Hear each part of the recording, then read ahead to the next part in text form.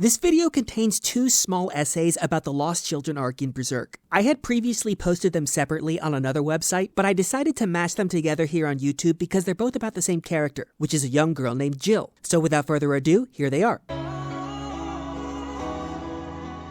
Do you remember the very beginning of the Lost Children arc in Berserk, when Jill had been captured by bandits one night while wandering alone through the forest outside her village? Jill was a child who was trying to escape her home, where she was often subjected to the worst kinds of abuse at the hands of her father and his drunken friends. And she fled to the forest because it was her only refuge at the time. But instead of safety, she found more of the same trauma that she was trying to escape. She found drunken bandits who were cut from the same cloth as the men of her village. And Jill would have lost her life to them if they hadn't bumped into Guts in the dead of the night, who then freed her from their possession. But there's also a level at which it doesn't really make a lot of sense that Jill was wandering in the forest in the first place. She was fleeing the violence of her abusers, to be sure, but the forest into which she fled was a source of equal terror in its own right. And I'm not even talking about the bandits, because a horde of demonic elves lives deep in the heart of this forest. And these are horrifying creatures who raid Jill's village periodically, and they strip the flesh from the bones of livestock and fully grown men and women, and they abduct children who are never seen or heard from ever again. And so it's actually quite incredible that Jill had fled into this forest at all. It meant that she would rather take her chances against an army of flesh-eating elves than subject herself to another night of terror in her father's household. But then on the other hand, that's actually the entire point of Berserk's Lost Children arc. In some ways, it looks like the children of the village go missing because of the dangers that live outside of it, because of the elves who abduct them. But that isn't really the whole picture, because it's really the village itself that drives its children into the hands of the elves. Children like Jill, or her friend Rosine. And you could even say that it's the adults of the village who turn the elves into their enemies. Because the elves represent the spirits of children just like Jill, who are fleeing their suffering even at the cost of their own lives. Or perhaps you could say that the elves are like children who have suddenly acquired the power to take revenge against the men who stole the safety of their homes.